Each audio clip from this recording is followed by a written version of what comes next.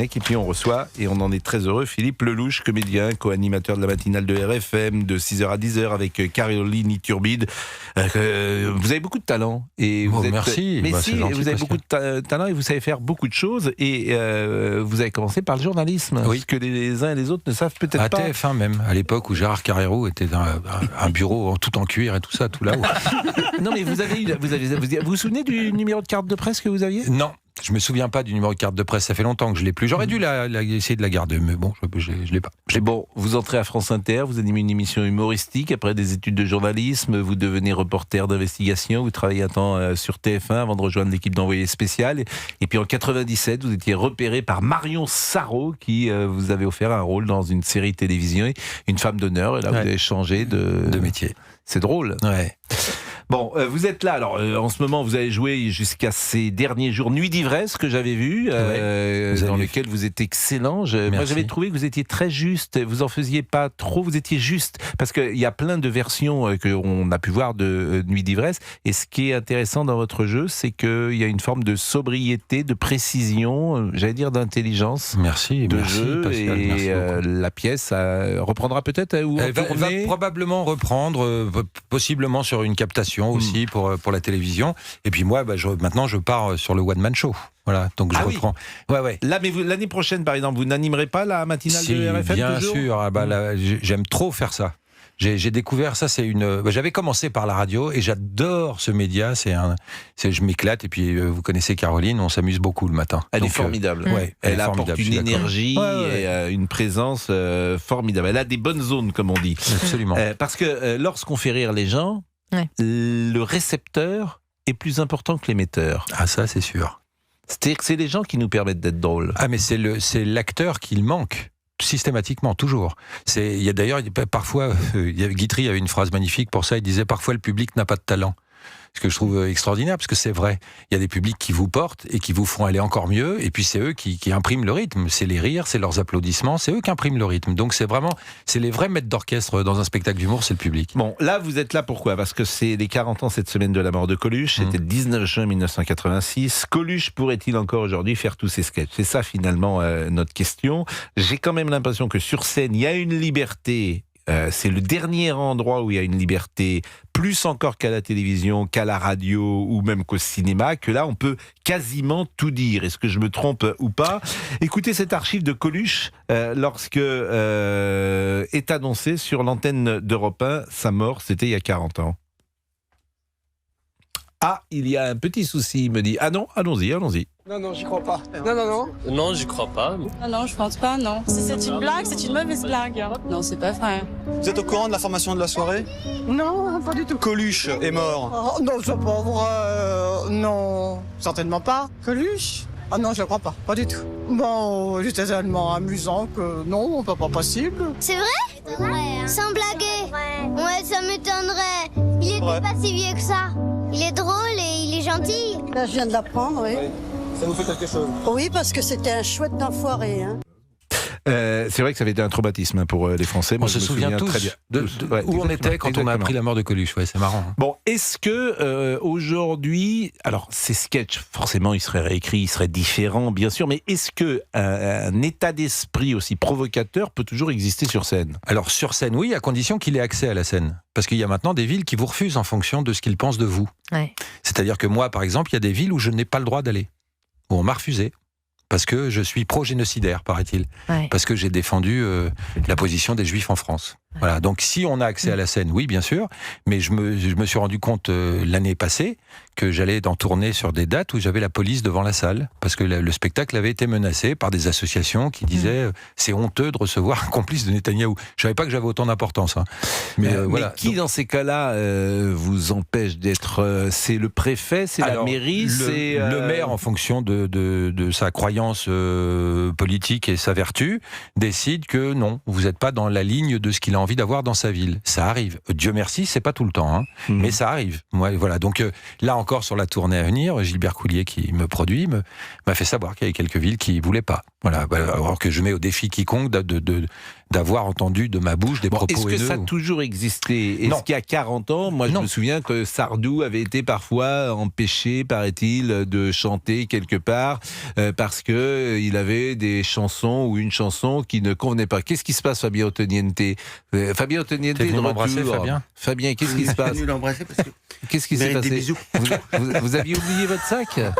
Ah oui, effectivement, là l'affaire est grave. C'est-à-dire, bon, je le dis pour les téléspectateurs et les auditeurs qui nous écoutent, Fabien Ottoniente est revenu. Oui, mais remarquez, vous auriez oublié ce sac-là, vous n'auriez pas perdu grand-chose. Si vous me permettez. Franchement, mais vous l'avez volé où ce sac ? C'est un ami. Bon, il est 17h26, on va marquer une pause et on va vraiment parler Coluche aujourd'hui. Est-ce qu'il y a quelqu'un qui lui ressemble ? Est-ce qu'il y a un héritage ? Ou est-ce qu'il y a tellement... Moi j'ai du mal avec les one-man shows parce qu'il y en a tellement. Oui, non, mais c'est bien sûr, mais ça c'est bien. Chacun peut y trouver son compte. Oui, mais parfois, souvent, c'est pas très drôle. Ah, bah c'est la limite de l'exercice. Ouais, c'est ça qui si on y va, on a intérêt à faire rire. Voilà, alors vous avez beaucoup de talent, c'est entendu. Pour un Gad Elmaleh qui a du talent, j'aime beaucoup aussi notre ami Harry Habitant. Formidable. Voilà, mais Elie Semoun, ça est très... Jérémy Ferrari, il est très fort. Mais je vous assure, parfois, je trouve pas ça drôle, quoi. Non, on est d'accord. Et parfois, c'est drôle et on n'a pas envie de rire, Dieu donné. Et puis, c'est un rire... Alors, voilà. Ouais. Et c'est très drôle. Raison. Et puis, parfois, c'est un rire aussi que je n'aime pas. Ah, voilà, ça, c'est autre chose. Mais il est drôle. Non, je parle pas de Dieudonné.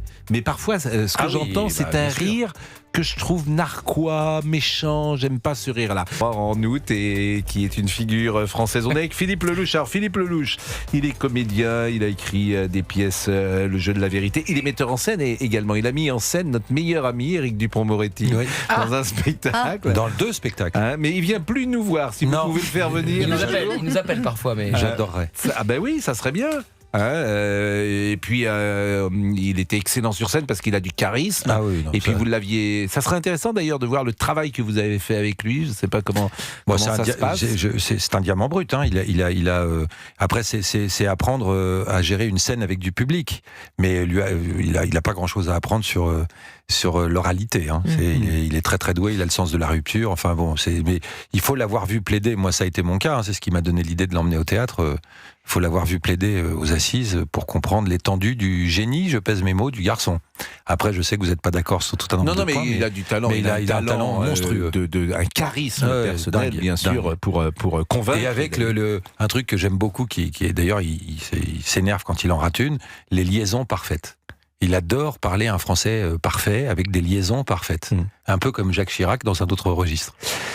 Et il a un rythme de voix, effectivement, bien sûr. Bon, vous êtes là pour parler de Coluche. Oui. Qu'est-ce qui aujourd'hui, 40 ans plus tard, moi j'ai le sentiment que il y a de l'autocensure, par exemple, alors qu'elle n'existait pas il y a 40 ans. Est-ce que c'est vrai ? Alors, supposément, moi je trouve que c'est pas... on a le devoir de ne pas s'autocensurer quand on est humoriste. On n'a qu'un devoir, c'est d'être drôle. Voilà, il y a une petite mode, beaucoup chez les humoristes dits de gauche, de faire la morale. Voilà. Or, il y a une phrase de Molière que j'aime beaucoup qui disait « Au théâtre, toute morale directe est à prescrire ». Voilà. Et effectivement, si on veut faire passer des messages, vaut mieux être drôle que d'être moralisateur, ça c'est chiant. On vient pas à un spectacle pour se prendre une leçon de bienséance ou de bien-pensance. En revanche, il y a des types qui vont sur des sujets extrêmement tordus, mais qui s'en sortent très très bien parce que c'est drôle. Quand c'est drôle, il n'y a rien à dire.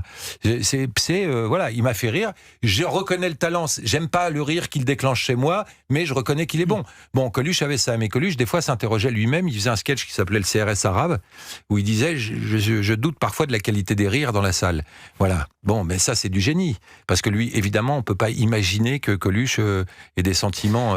C'est-à-dire qu'à cette époque-là, et c'est vrai aussi pour Guy Bedos, ce qu'on va entendre dans une seconde, le second degré n'était pas pris pour du premier degré. Exactement. Donc, si vous prenez le second degré pour le premier degré, c'est mort. C'est-à-dire que l'effet est par terre. Mais il y avait une plus grande tolérance entre humoristes eux-mêmes et dans les médias. La preuve, c'est que Le Luron, Coluche, qui avait le même producteur, les Derman, l'un était sacrément ancré à droite, l'autre ancré à gauche. Ça les a pas empêchés de se marier et de rire ensemble. C'est-à-dire qu'ils faisaient une différenciation entre leurs idées politiques et leur métier et leur envie naturelle. Aujourd'hui, on est comme partout, c'est pas à vous que je vais apprendre ça, Pascal, on est catalogué. Et à partir du moment où on est catalogué, tout ce qu'on va dire va être retenu contre vous. Ouais, et ça, c'est un peu dommage. Comment vous définissez le travail que vous produisez sur scène ? C'est compliqué parce que en réalité comme je vous dis, ce qui est très compliqué, c'est l'absolue nécessité d'être drôle. Donc quand on teste, quand on est en rodage, parce que vous savez comment ça se passe maintenant, ça c'est une façon de travailler que moi j'ai apprise en découvrant le one man show. Une pièce de théâtre, on la répète pendant 1 mois, 2 mois dans un théâtre avec les acteurs, puis quand elle est prête, on la livre au public. Le one man show, quand on a fini d'écrire, on va tester. Donc on est face à un public qui a payé un ticket réduit d'une toute petite salle et qui vient vous écouter. S'il rit pas, ça vous oblige à corriger. C'est horrible. Alors, et puis en plus, il faut attendre 2 fois. Mais j'imagine, vous, quand vous êtes sur scène et que ça répond pas, l'inquiétude et le moment de solitude... On se calme au premier rire. C'est-à-dire que le trac de l'humoriste, il s'arrête au premier rire. Oui. Dès que ça rit, on se dit ouf. Mais en plus, la vanne, faut la tenter 2 fois. Parce que la première fois, on peut se dire je l'ai mal faite, ou le public n'était pas réceptif.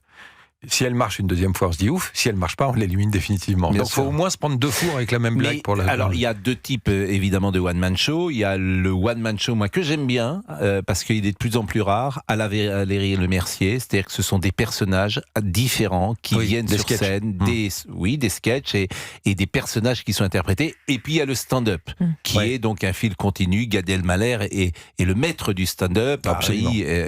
Franck Dubosc, etc. Alors Gad, c'est un mélange de société, parfois un peu de politique aussi, à sa manière. Très peu. Bien sûr. Il évite les sujets qui fâchent, Gad, avec beaucoup de talent. Mais avec beaucoup de finesse. Il y a des messages qu'il fait passer, mais qui ne sont pas démonstratifs. Non, c'est vrai. Qui sont comment, et c'était ça ma question, comment vous définissez, vous, votre particularité ? Vous diriez que vous êtes un humoriste politique, que c'est du stand-up sociétal ? Sociétal, oui, parce que moi, comme j'atteins un grand âge maintenant, j'ai beaucoup axé ce spectacle-là, en tout cas sur les années 70-80 et avec le parallèle du monde d'aujourd'hui. C'est le multiverse, c'est-à-dire qu'il y a plus rien en commun avec le monde qu'on connaît aujourd'hui. Donc je reparle des slows, je dis par exemple que si j'étais féministe, je rendrais le slow obligatoire, parce que un mec qui dansait le slow, il savait ce que le nom voulait dire. Voilà. Un mec qui a connu le slow, non, il sait ce que ça veut dire. Voilà. Donc déjà, ça, si j'étais féministe, je ferais ça plutôt que de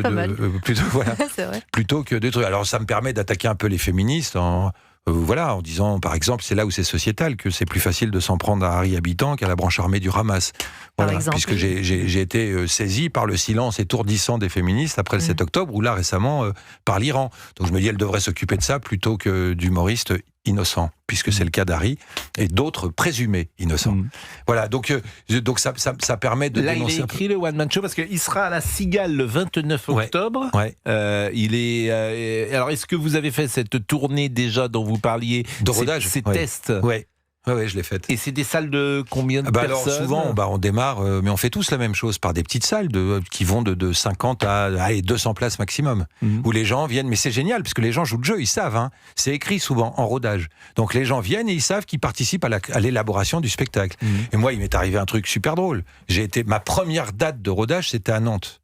Et je défonce Hidalgo sur scène, et je ne sais pas que Johanna Roland, parce que j'ai bien retenu le nom, qui est la maire de Nantes, c'était la chef de campagne de... Mais évidemment. Oui. Voilà, donc inutile de vous dire que j'ai vécu un grand moment de solitude.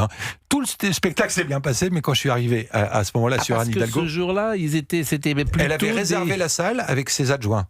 Donc c'est-à-dire qu'il ne pouvait pas m'arriver pire. Elle était dans la salle avec tous ses adjoints. Et vous étiez chez Mathilde Moreau dans le théâtre Exactement. Mais je connais ce théâtre. Voilà. Et donc sûr. Là, ce jour-là, comment vous dire, en température ressentie, il faisait moins 45 sur scène. Elle n'est pas très drôle de toute façon, Johanna Roland. Et puis la ville a quand même été beaucoup souffert. Voilà, donc il arrive des accidents comme ça très très drôles. Bon, il est 17h41. On parle de Coluche dans une seconde. On écoutera Guy Bedos qui avait appelé Jean-Pierre Elkabbach lorsqu'il avait appris la mort de Coluche. On écoutera également Jean-Pierre Montanet qui avait fait un papier. Et puis on parle de Coluche, bien sûr, 40 ans plus tard avec Philippe Lelouch.